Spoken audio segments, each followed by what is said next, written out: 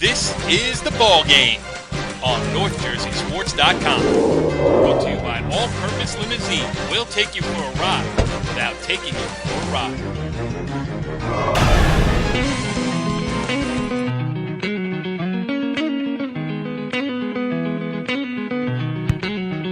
Back on the ball game, NorthJerseySports.com's original multimedia series talking all things North Jersey sports, and this is a special edition, our annual edition.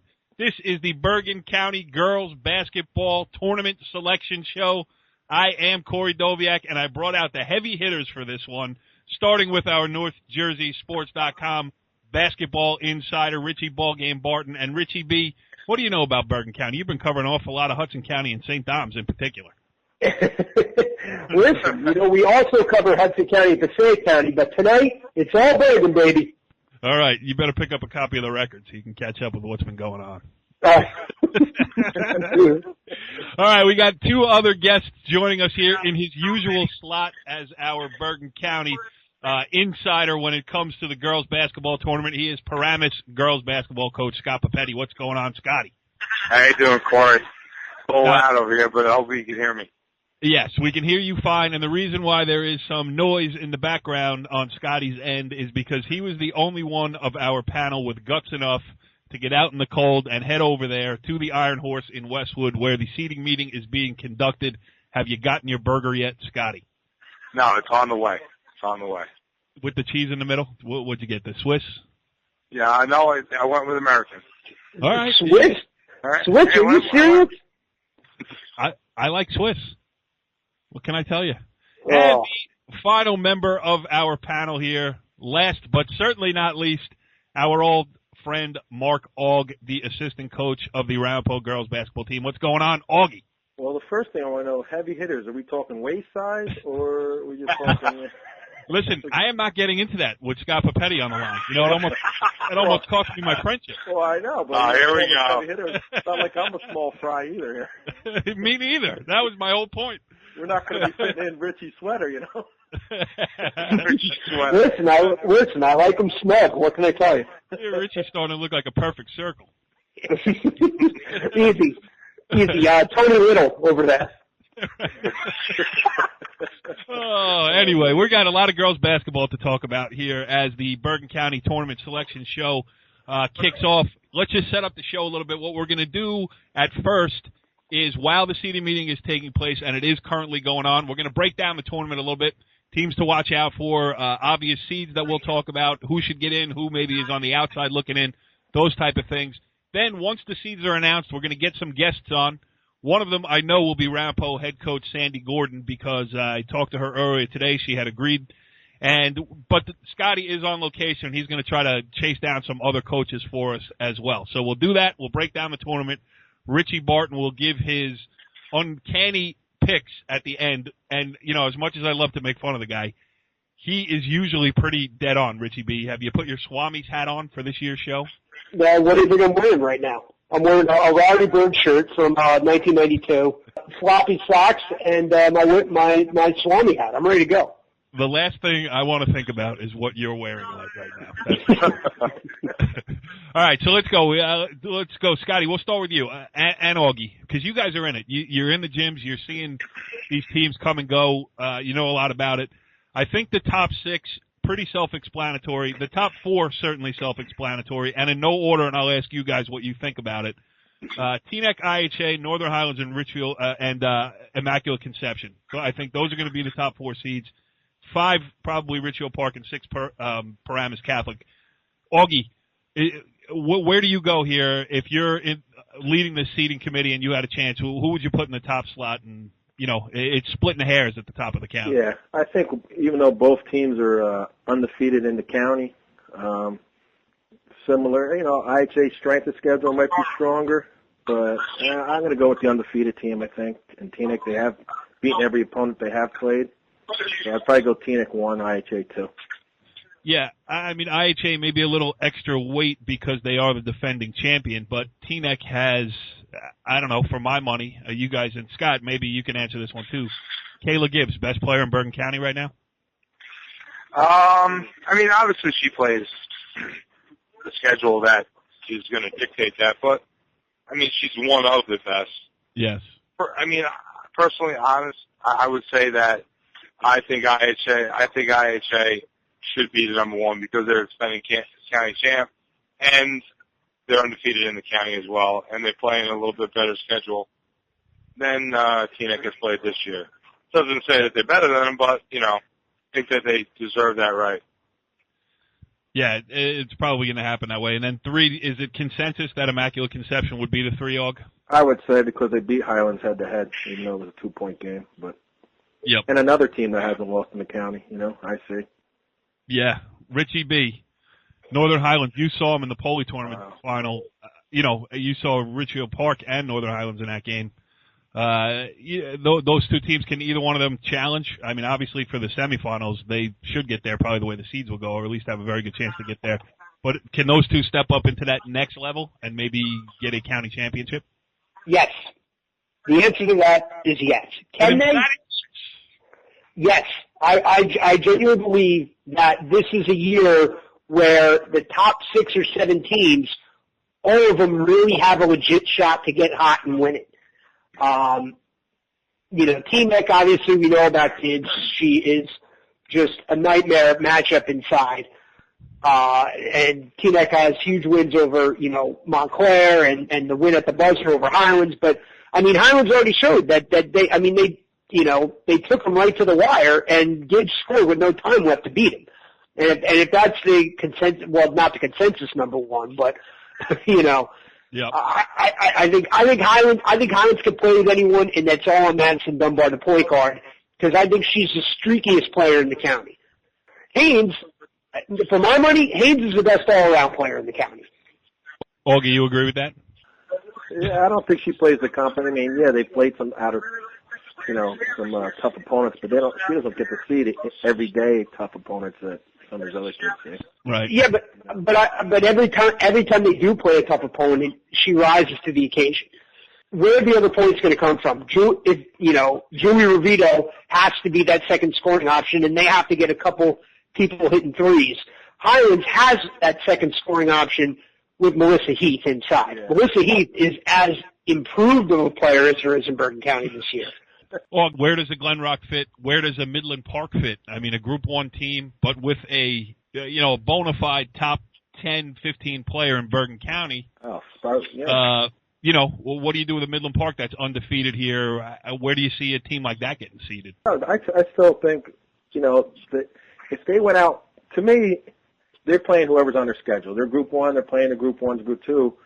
But in their case, they didn't go out and get a group, say they haven't played a Paramus, they haven't played, they're not playing an Old Pan, they're playing they stay within their realm, I should say. But, hey, they win every game they play. It's not like they're competing against schools their size. But to me, where do you put them? Because they're not going out and playing a bigger school. But, you know what, they do have one of the top players in the county, Yep. And, I mean, to me, they could be a top 10. I just don't know how it's all up to obviously what the committee's going to do. But, Yep. They did win every game. But my whole thing is, where's the strength of schedule as far as? Absolutely. Me personally, if you take a look at your schedule and it's a weaker schedule, then your Christmas tournament and 1 or 2 independents along the way have got to, kind of bolt you into that next realm. And if you didn't do that, then you kind of got to take and say, you know what, these other teams have done a lot better job, as far as their schedule is concerned. I mean, yeah, of course you're undefeated. You play what you got to play. But right. We all know our Christmas tournaments can be. You can do what you want with your Christmas tournament. You can get into whatever you want as far as a better Christmas tournament or a better competition. And then there's all these different charity tournaments, obviously, early in January. You can easily pick up someone. So, I mean, look, obviously Ribeiro is excellent, and Midland Park can beat probably most of the teams in the top 10. Yeah. But have they? So maybe they fall to a 10, 11, 12, somewhere around there. Yeah, and you know what? I want to make Richie B feel a little bit more comfortable here. I'll bring up a Hudson County example, Richie. Look at Sea Caucus. They're what are they? Are they Group 1 this year? They used to be. They They're be Group I think 1, they're correct. Group 1. Yeah, so they're a Group 1. They have gone out to Staten Island to play more Catholic. I saw them on Monday. They played Group 4 Bayonne, a team in their county as well. They played Saddle River Day at the Public versus Private Challenge in Dwight Englewood. They played Red Purpose Valley. Red Purpose Valley is 2 in the state. Right. My point exactly. So that's an example of a team that's going after it. And even, listen. Okay. All right, Richie B., what do you have to say about it? I think they're going to end up in the 8 to 10 range because while I totally agree with strength of schedule and how, that weighs a factor, you look at the teams that are kind of like a notch below, that may have played a tougher schedule, but, they just don't have that signature win, the Saddle River Days, the Rutherfords, Paramus. Besides that Paramus win at the buzzer, that was the biggest win ever in Bergen County. Westwood's, a good team and they're emerging, but are they a great, are they a top 8, 9 team? I don't know. No. I see Midland Park as a 9. I don't know. I think they'll have a tough game in the 8-9 game because they haven't played anybody really. But it's a shame that they didn't play Saddle River Day before the cut. I know they play it next week because that would kind of give, a barometer. That could make them a 7 seed. It could also make them a 15 seed. But they are where they are. They're undefeated. They play who's in front of them, and they've beaten everyone. How it's going to help them moving forward, I'm not sure, but I think they're going to end up in that 8-9 game. All right, let me throw another one at you, Augie. Old Tapan, 5-9, I believe, well under 500. But if you look at their schedule, it's the who's who of North Jersey girls basketball. Yeah, he plays everybody. Yeah. Yep. He puts himself in the Poli tournament with a young team. Tough out of league. He never goes out and says, you know what, I got to go schedule somebody and get a win. So what do you do with a team like that? Well, even though he's 5-9, he's a team. Obviously, you can't put him in the top 10, but could he be? I think either in the 15 to 20 range. I'll be honest. Because it's. But. Yeah, but he does. So, you start 4 sophomores. 4 sophomores and a senior on the day I saw him against Tenafly. Yeah. Got 2 wins over Pascack Valley too. Right, and Scotty, you could talk to it too. Say you're the 2 Old Tapan's the 15. That's not a team you want to play in around the 16. No, definitely not. We played them on Saturday, and Brian does a great job with them, and flat out told me that they're, shot lights out. They played the best game of the year versus us, but I'm going to tell you, they have a ton of talent. They have a ton of, obviously they're very young, and if they were a 15 seed, and if I'm the 2 seed, I am not looking forward to playing them in a 15-2 game, that's for sure. Because they have the talent to knock off anyone. They really do. Yep. They can put a lot of pressure on the ball with Emily Cravani at the point. Oh, yeah. They play tremendous man defense. They're right on the ball. They're in your face. They make you work for everything you're going to do. And if they're on, they're just as good as any team in the county. All right, so let's talk Paramus a little bit, Scotty. Talk Paramus. We've had some bad luck this year. Started off the year and had 2 buzzer beaters that knocked us off, which is Indian Hills and Rutherford, which instead of going 3-2, we could have been 5-0 and gotten in, feeling a lot better about ourselves. So on top of that, on top of the fact that Brittany Stone had some injuries and an illness, kind of put us behind the 8 ball early in the season. So we're kind of trying to find our identity with some younger kids and getting Brittany back, and we'll see how it is. We'll see how we go from here. But hopefully we can get seeded somewhere in the tournament and take it from there. But early in the season, we just didn't we didn't have any luck go our way. And one of the games, I don't know if it was unlucky, but Augie, they played you tough even without Brittany Stone. Scotty does a great job, and honestly, sometimes I know Brittany's a great player, but sometimes kids play better when their star's not there because the ball moves more. And we were happy Brittany wasn't there, but Right. But here's a perfect example. I mean, like he just said, he lost 2 buzzer beaters, lost to us by 3. Scotty could be easily 7-4, and not 4 or 5-7, whatever he is. I mean, yep. Yeah. No, absolutely. No, I appreciate it. The girls stepped up. The girls stepped up that day. It was great. You know what I mean? Especially with Britt not playing. We weren't able to practice on Saturday. We played on Monday. And you know what? They executed what we needed to do. I mean, obviously we couldn't run with Ramapo. We needed to take as much time off the clock as possible. We played in the 20s. And, we had a shot, but you know what? Ramapo was, we just weren't there yet. But, I appreciate it. Yeah, okay, Aug, now let's talk a little Ramapo here. Young team, you had an injury before the season even started that kind of hurt you. Not kind of hurt you, that hurt you. Yeah. Talk about where Ramapo is. Talk about people who do a great job. Your head coach over there, Sandy Gordon, one of the best, one of the few to win back-to-back Bergen County championships a couple of years ago. And, you talk to anybody and they say, Ramapo, what you're going to get, you know exactly what to expect. Good defense, smart play. Yeah. Talk about where the Green Raiders are a little bit. Well, I think we're still in a learning curve. We have our bumps. We're playing a lot of young kids. We got a lot of freshmen, and we got a couple freshmen and sophomores playing. And then our experience, juniors, seniors. These kids are getting their first year of varsity, actually playing. Yep. So I think we're getting better each day. And we're always well prepared. Sandy's, she's very good at that. Scouting reports to the T, and I think we're improving. Early on, a couple of losses were out of state. We went to Florida for Christmas tournament. You go down there, you played one game going down there, and the other teams are played, 12 or 13, and it shows, Right. And then coming back, we play Highlands, and before believe it or not, you're down 19-1. But we did, we cut it all the way down to 5. So some days it's just we could put the ball in the basket. Some days, like when we played Scotty's team, it's tough, it's tough to watch, But like I said, our key is defense, and we play good defense, and that's always going to keep us in the game. Oh, really? Absolutely. Yeah.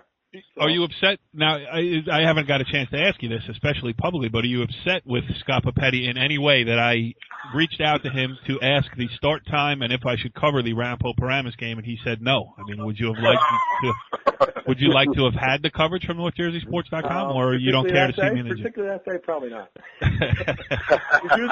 usually I should have, you know what? In hindsight, I should have said yes. Yes, I forgot where I went that day, Scotty. Usually when you cover us, it would have been real boring to watch, though. That's for sure. Hey, I've seen some bad ones in my day. I'm not as scared of a. Easy now. Easy now. Right. So what do you think, Scott? It was good defense or just poor shooting that day? I tried to take a page out of Jeff Kohler's book and keep it in the low 20s as much as possible. 8 to 7. You know what's funny? That the day that I was going to cover your game, instead I went to Old Japan Tenafly. Tenafly scored 43 points that day, and I'm talking to Jeff after the game, and I said, 43 points. He goes, did we score 40? That's the first time all year. So that was about, I think that was 12 games in. So there you go, exactly. He'll certainly D you up as well as anybody in North Jersey. That's for sure. Well, speaking of him, where are you gonna put Tenafly? They beat Old Japan and PV. That's a good point. And listen, no team in the history of the tournament has a better record of pulling off crazy upsets than Tenafly. Richie B, right? Absolutely. That's right. So what do they think? Tenafly PC in the first round? Yeah, you're not kidding. I would have a fit. A couple other things we should mention. That, just thinking about it, Tenafly we just touched on a little bit. Paramus Catholic, it's funny because I showed up there against Demarest. And Demarest was 7-1 at the time, and Demarest is good. There's no doubt about it. And Paramus Catholic beat them by 20 on the day I was there. And I went to Al after the game, and I said, "What's your record?" Expecting to say, 9-2. I wasn't really paying attention. He's like, 5-4. So, but it just goes to show you that Paramus Catholic is dangerous and seems to be putting it together here. They've been playing very well of late. They've played great defense, and like you said before, talking about Tenafly, or Augie talking about your own team, where you said some days they score, some days they don't. Paramus Catholic had some awful shooting nights in the games they lost, and still only lost by a possession or two. So, Scotty, how dangerous is Paramus Catholic? They're very dangerous. They're very big. They're very athletic. If they're on, if their guards are shooting well, then yeah, they're a team. They're a team to be reckoned with. Other than, excuse me, I'm eating my burger. Other than the fact that, you're talking about playing against some public schools as opposed to parochial and whatnot, but right. Paramus Catholic should be right there. I'm sorry to say it, but they should. They should be right there. Just like Immaculate Conception, just like IHA, they should be right there. They're getting almost the best of the best from the county, and you look at their roster, you look at like the size that they have and the athleticism, yeah, absolutely. They should be right there. No doubt about it. You look at the size of their roster, and there's not many people on it from New Jersey, but that's well, yeah. I do give Al Roth credit. I said it to him. We had him on Talking Hoops earlier in the week, or last Friday. He was a guest on the show, and I give him credit because he gives you the roster, and on the roster it says each kid's hometown. You know what I mean? Yeah. He's not trying to pretend that and he's the only guy that does it from anywhere that I've ever seen a roster handed out. So. From that standpoint, he's not hiding anything. And you are right what you say. They're very big. Yeah. I'm sorry. Listen, when I was talking to Al earlier in the year, he was asking me how we were, and I said, yeah, we're pretty good. Oh, no, I'm pretty good. I said, I'm feeling okay about it. We have some nice young kids and a freshman playing varsity. He goes, freshman? He goes, how did I miss her? I said, well, Al, she snuck through. She snuck underneath your radar. Okay? No doubt. In town, no less. Because she was in Paramus. Right. She was in Rockland County. Right. Exactly. Too close to home. Scotty's probably been playing time. All right. Well, listen, we've touched on a lot of stuff, a lot of teams. We got more to do here tonight. As soon as the seeds come out, we'll take a quick break here on the ball game on NorthJerseySports.com. And then we will be back. As soon as the seeds come out, we will effort to get some coaches on, get some reaction, break down the bracket, all that stuff. But I think for now we should let Scotty chomp on his burger and enjoy that spurt of the cheese that is baked right into the middle of that burger over there at the Iron Horse. Sound good? All right, we'll be right back on the ball game.